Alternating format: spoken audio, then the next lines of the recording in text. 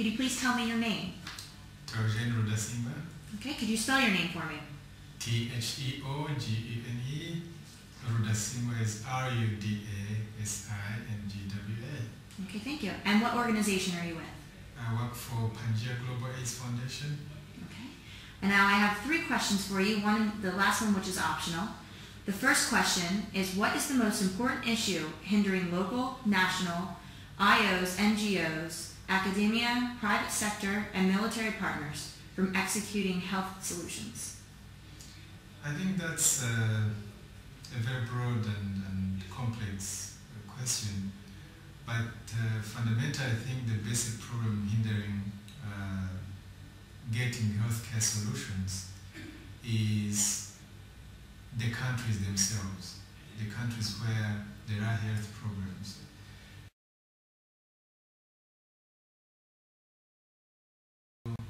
To individuals, to communities, to households, to nations that should be really in position to begin to find solutions for their own health problems. Once they have identified the problems that they have, the needs that they have, they should be capable of defining exactly where the gaps are, what they are not able to do, and therefore what needs to be done from partners outside the country. So first and foremost is for these countries to be able to say, these are our needs, this is what we can do by ourselves. The second part of the question would be where we need help, what kind of help do we need, how much help do we need.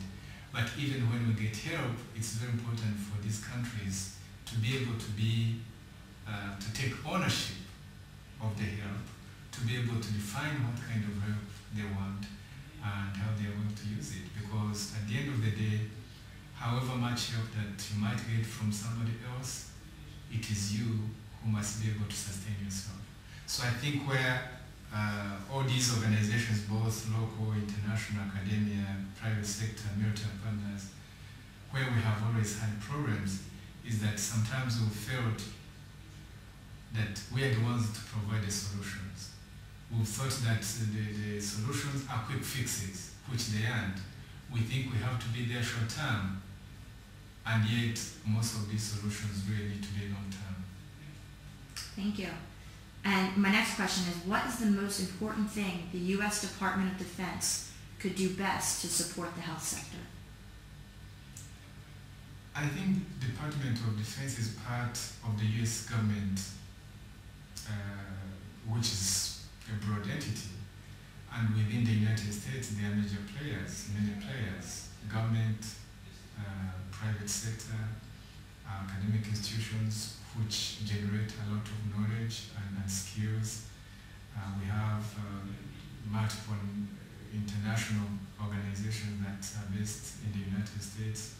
So I really think that in terms of providing health care, I wouldn't say that really this is a core competence of the Department of Defense. This may sound out of the way, but I think providing healthcare solutions is not the core competence of the Department of Defense. However, the Department of Defense is part of the US government, which I think globally at this point in time is the leading country that has the capacity to be able to provide resources to countries that are grappling with healthcare problems, including HIV/AIDS and others. And I think the Department of Defense, as part of that mix, that government mix, should be able to also mobilize within the United States government for the US government to do something. However, I would also say that there are some situations, emergency crises, situations where, in fact, the Department of Defense might be the one arm of US government that has the capacity to intervene very quickly in responding to certain crises. And this is where, in terms of its strategic airlift, its logistical capacity,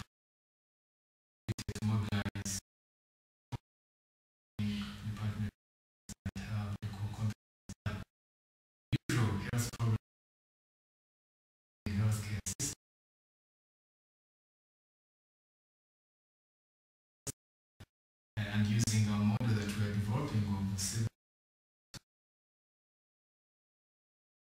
Department of Knowledge generates a lot of skills at the kind of issues that are affecting the health of Africans. And once you approach it from that way, especially approaching it from a country and community kind of basis, and approaching it from a long-term view as well as the short-term, and in the case of crisis, looking at the whole continuum of crisis, I think that's the interesting part of it. And particularly the fact that we are saying that whichever country that we are looking at, issues of ownership, issues of participation, issues of recognizing that it's for the interest of people, especially at the community level, where the majority of Africans, poor Africans, are found living on less than $1 per day, that it is at this level where we need to be looking at how, indeed, to provide solutions that are sustainable by looking at how we can have solutions that begin to act on the 7 forms of capital, increasing all the elements of capital that we are talking about, and in that maintaining that issues of trust, issues of equity, and issues of leadership being very, very critical to make sure that there's not only growth, but there's also justice within all the things that we're trying to do. So I find the HSC as a very broad step, a very visionary step, in fact, probably very revolutionary. What we are saying probably is not new, but I think we are simply looking at the stage and looking at all these elements and trying to combine them with a fresh perspective to responding to the critical needs of our people and responding to them. Okay, thank you. Welcome.